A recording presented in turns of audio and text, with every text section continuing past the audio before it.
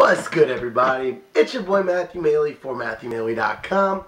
Well, I've got another poker recap video.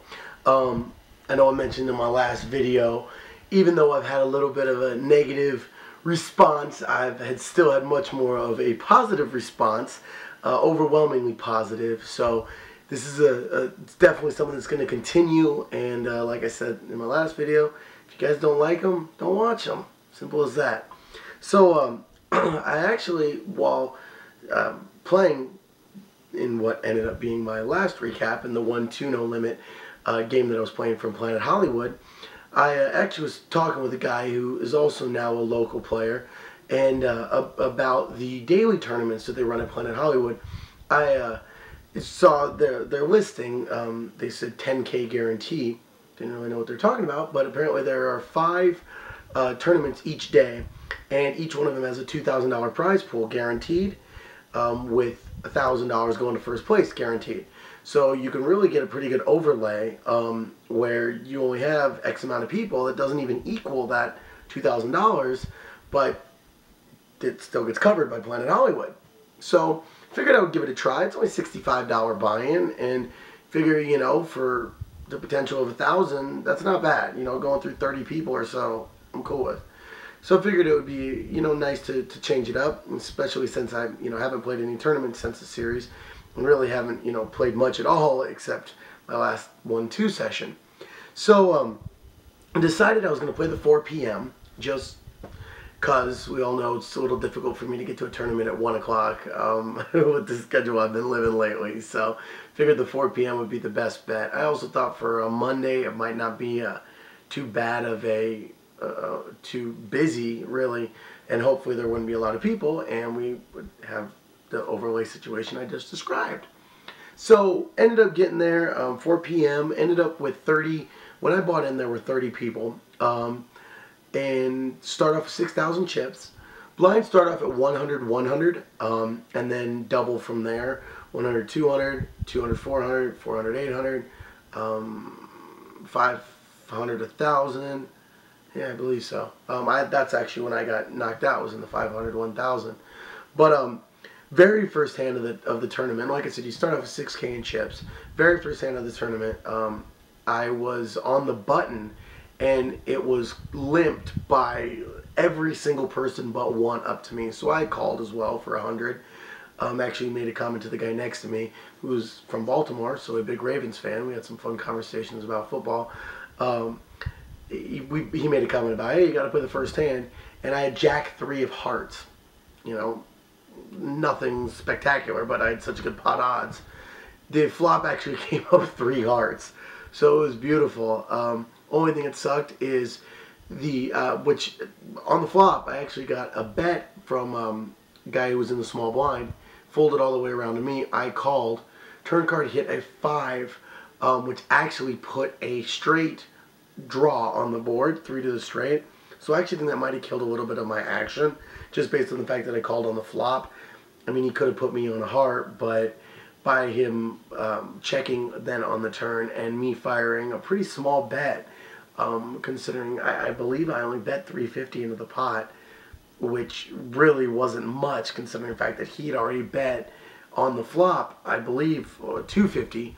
So you really would have had some odds to call unless you just had nothing, no heart, no draw, anything like that. So ended up taking that pot down, which got me up to about 7,000 or 8,000. And then everything played pretty consistent, or pretty conservatively for the next few rounds. Had a couple hands that I was able to either make a raise and take down the blinds with hands like Ace 4, Ace 9, stuff like that. Then had another hand that kind of the same thing happened, where I called a bet and then it was raised. That exact thing happened with the Queen 10 hand when it was folded. Other than 2 people limped and it came to me on the button, so I ended up just calling. Wanted to try and play small ball, especially when the blinds were still pretty low.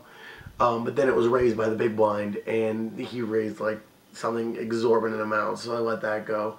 But big hand, pretty early on, like really big hand, was I had pocket jacks, and had pocket jacks, and I played them a little weird, just because jacks scare me as it is. Jacks after there's already been a call, and then a raise, and I'm directly after the raise, is really scary. I mean, we were too deep for me to shove, and that isn't something I was even really considering. If I had less chips, okay. If I, wasn't so deep, okay. But I really felt that, if I was going to play this, I was still going to continue trying to play small ball. So I simply just called his raise. And mind you, he raised to, the blinds were 100, 200 at this point. And he raised to 750, if I'm not mistaken. So I made the call, and two other people called as well. The flop came up 10, 10, 9. Little weird flop, but two hearts. Okay. So it goes to, let's see, I was on the, no, I couldn't have been on the button, I'm sorry. I was probably fifth to act. So it gets through the small blind, who'd also called. He checks. It gets to the guy who made the initial bet. He bet, I want to say, 800 or so. I raised. I made it 3,000, 3,200. He shoved, and I called. I actually called pretty quickly. I didn't even really put much thought into it. I did not put him on a 10 at all. I just had a feeling that he didn't have a 10. I put him on the flush draw, or a possible hand like ace queen. Ended up, he had ace king with the flush draw, ace king of hearts. Thankfully, it held up, no heart, no ace, no king hit. And I was able to essentially double up because we both had built up a little bit of a stack. So that actually put me over 15,000, almost 16,000 if I'm not mistaken. So that was a really solid hand. It was definitely, a scary hand because they were jacks, and jacks terrify me. But it had a pretty positive end. And I feel like I played it pretty decently. I guess, yeah, I could have re-raised pre-flop. And who knows, if I would have re-raised, he might have re-raised, and I might have been priced in and gotten it all in anyway. But at the end of the day, I got maximum, value for my bet, or for my jacks in general. So I was definitely happy with how that played out. Next few rounds were just dead. Wasn't catching anything. Tried to make a couple moves. I was trying to Gus Hansen it a little bit and work on switching gears. Since I've been playing pretty conservatively, I tried to be a little bit aggressive, but the timing just wasn't good with positioning on my table. Hands I was getting. I'm all for throwing in a bet with any two cards, or a raise with any two cards, but the situations just were not working well. So ended up dropping a couple of hands as we got close to break. A couple of hands that I called a raise with, but then it was either re-raised or on the flop something came out that I couldn't bet at. A few times, playing my blinds and antes, stuff like that. A couple times in the big blind I called a raise, and then nothing came of it. So by the time we got to break, I was down to about 12,000 or so. So come back from break, and right when I get back from break, one of the guys at the table gets knocked out, and people start dropping like flies. At this point, it had gotten up to 35 people for total buy-in, and we were down to, when we got back from break, 28, and in like the next 10-15 minutes, it got down to 20, I believe. And they only pay the top four, and it's a $2,000 prize pool. It's 1,000, 500, 300, 200. So it's only those top four places. But at the end of the day, I was feeling decent with my chip stack. I was right about average. When I took down the big pot with the jacks, I actually was chip leader for the table, maybe even for the tournament, but definitely for the table. But after dropping a few hands, and I also had a hand very similar to my cash game, where I flopped the nut flush draw. I had ace four spades. Flop came up queen, jack of spades, two of hearts, if I'm not mistaken. And the guy bet, I called all the way down. He bet 300 on the flop, 500 on the turn, and I didn't get there on the river, so it didn't really matter. I mucked. But that was and he actually ended up showing he had, no, I'm sorry, the flop came up queen, jack, no, it was queen, jack 2, and then the turn was a 5, because he had queen 5. And, you know, if it would have gotten there, I would have probably gotten a stack. He wasn't the best of players. He seemed like it was a little bit overvaluing from other hands that I'd seen him play and played against him. So I really feel confident that if I had spiked another spade, I would have been able to take his whole stack. However, that didn't happen. So I was able to build a little bit up and got up to about 16. I actually, right before we got moved to a new table, I raised to 3,200 with pocket fives. At this point, blinds were 400, 800. So I raised to 3,200, no calls. Then went over to the new table, and first hand there, actually, a hand before that, I let Ace Jack go, which I'm glad I did. It was Ace Jack suited. It was a raise to 2,000 in front of me, and this is when blinds were still at, I actually think they were still 200, 400. Guy just really overbet. And I had Ace Jack suited. I actually let it go, and I'm happy because the guy on the other side of me re-raised, and he had Ace King. Guy shoved at King Queen. Or, I'm sorry, snap called. He had made it 2,000, snap called with King Queen. So thankfully, I got away from it. But we got over to the new table, and first hand I actually raised, I had pocket nines, and I made it, I believe, 3,500, because the blinds had just gone up to 500, 1,000. So I made it 3,500 and got no callers. So at this point I was at about 16,500, 17,000. And there were a couple people at the table that had a good amount of chips, but it was like there were there were 4 people who had less than 5,000 chips. I mean, and 2 of them who had like 1,500. Which, I mean, they were essentially all in. One of them, this is from when I first got to the table, one of them got knocked out almost as quickly as I got there, shoved with 4 deuce offsuit when he had like 1,600 left in chips, so he had no choice. But that guy got knocked out, and then there were 2 other people or 3 other people who had under 5,000 chips. Then there were probably myself and 2 other people above the 14,000 mark. Yeah. And then the rest were kind of in the 6 to 10 range, if you will. So I definitely, I wasn't a chip lead. I was either second or third in chips, but I was close to 17,000. So I pick up, Ace King on the big blind, and it's mucked around to the guy on the button, or one off the button, ends up making a raise. He raised to, if I'm not mistaken, he raised $3,000 or 3,500.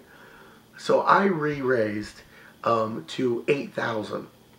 I probably should have just shoved, you know, at that point, but we'll see where it goes. It didn't matter. I raised 8,000. He insta shoves.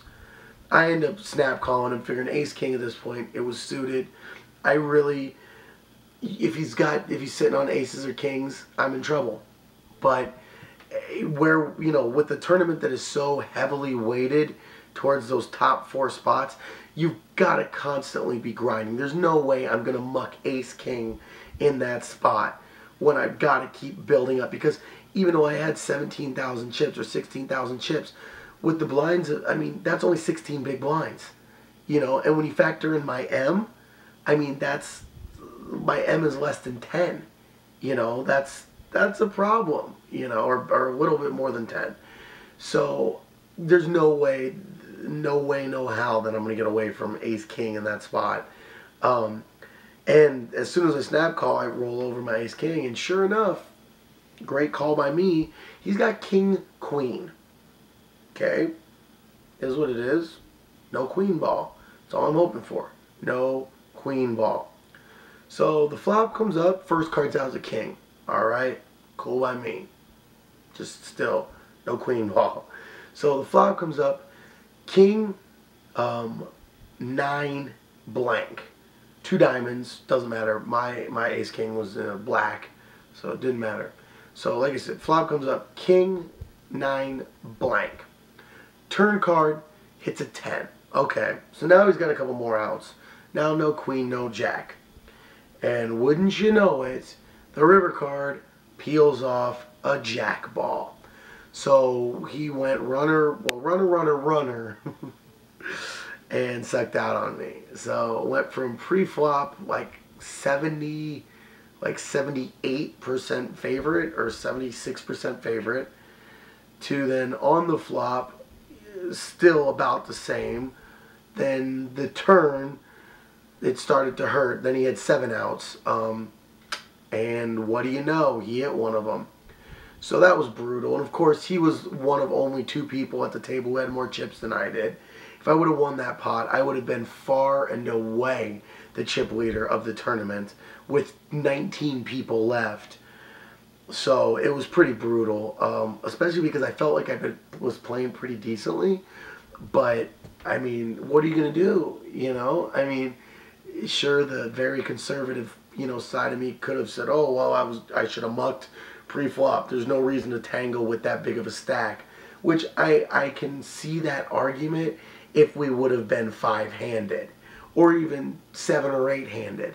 But when we're still 19-handed, I can't look at it and say that we're close enough. I didn't have enough chips to just coast by. Like I said, I had 16 big blinds. I had an M of 10 point whatever. I couldn't just sit back. So there's no way I could really avoid that situation. I'm wanting that situation, especially with dude that king queen. I've got him just crippled, drawn to 3 cards. Sadly, it was turned to then drawn to 7. So it was pretty brutal. It was actually like I sat there for a second, and it's like, because I kept saying in my head, no queen, no queen. And then when the 10 hit, I was like, oh shit, no jack.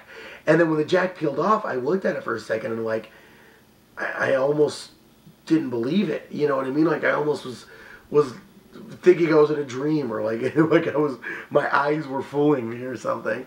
So it took me a second, and then I was just like, all right, well then, and I, got up and took off.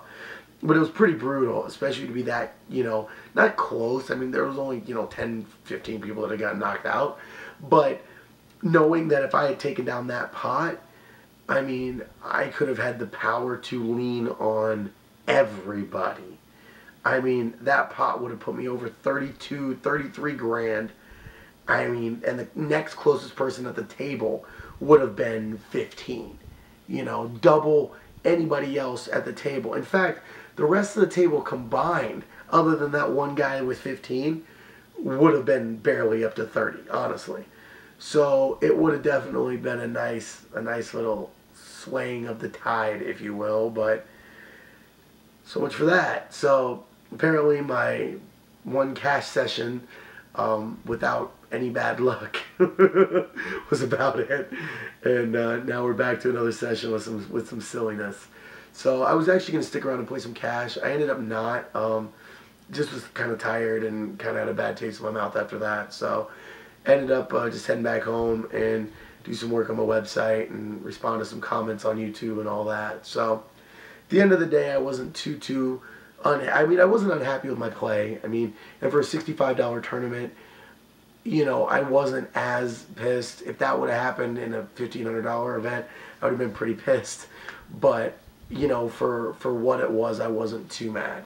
So I would have, like I said, I definitely would have liked to have taken on that pot and really seen what could have happened, but thus is life. So, end of the day, dropped 65 bucks, which, sucks. It's almost a buy-in, but it also, I feel like I played well. I feel that it was good to get back into the tournament swing a little bit, and while, I'm hoping that I can get rid of all this bad juju and get a good month without some bad luck. What do you know? It's going to happen. So, it sucks, but It happens. So at the end of the day, that's my recap. As you can see, a couple big hands. Let me know what you guys think. I've been getting some really good feedback from some people, and I really want to say thank you for that. I am totally open to negative comments. Like I said before, I've never claimed to be Phil Ivey. I'm not saying I'm the best player ever. And part of the reason I do this is to get my skill better. Also, to help other people who are learning in the game and learn from my mistakes. But it's also to hear other people's opinions on what I've done wrong. I mean, the only way people get better is by learning and learning from their mistakes. So I always want to, you know, that's why I'm putting this stuff up there. So I've gotten some criticism, but explanations of what I should have done differently in their opinion, and you know, what amount the raise should have been, or what I should have done with that. Those are the type of things that I would like. People who just post fish, what's the benefit of that? I mean, maybe it makes you feel better about yourself, but really, if it makes you feel better about yourself, that's kind of sad, homie. I'm just saying. So I really do appreciate those type of posts of not calling me a fish, but hey, if you want to, go ahead, I don't care. But I appreciate the posts of people actually explaining and giving their 2 cents. So always open to that. Let me know if you guys think after watching this video if there is something I could have done differently, something that maybe I didn't do properly or didn't maximize my potential on. As always, I'd like to know. So thank you again, as always, for checking out MatthewMaley.com and all the rest of my videos. Like I just said, you can check out all my videos on MatthewMaley.com. Check out the 2012 video blog tab. Has all my current video blog, as well as my previous video blog, which is still under construction right now. I had to start from scratch on that, but that'll have all my old school videos from 2011 and 2010. I think I might even have one from 2009. I'm not sure. Go back and check. Also, you can always check me out on YouTube. Just search for Matthew Maley Poker. You can like all my videos. You can comment on my videos. You can subscribe to the channel. I always appreciate it. You can also check me out on Facebook. Search for Matthew Maley Poker as well. I post all of these videos on there. So if you're just more comfortable on Facebook, like my page. And like I said, first you got to search for Matthew Maley Poker. You can check out my videos there, or drop me comments there, or mail, whatever. Also, you can check me out on Twitter. I am at Matthew Maley. I appreciate all the new follows I've been getting. Definitely hit me up and follow me on there. I'm always tweeting about all kinds of crazy stuff in life. So until the next video, I am signing off. Hope everybody had a great weekend and your week's starting off real nice. And probably going to get back to the grind tomorrow. So until the next video, I'm signing off. Peace out, y'all.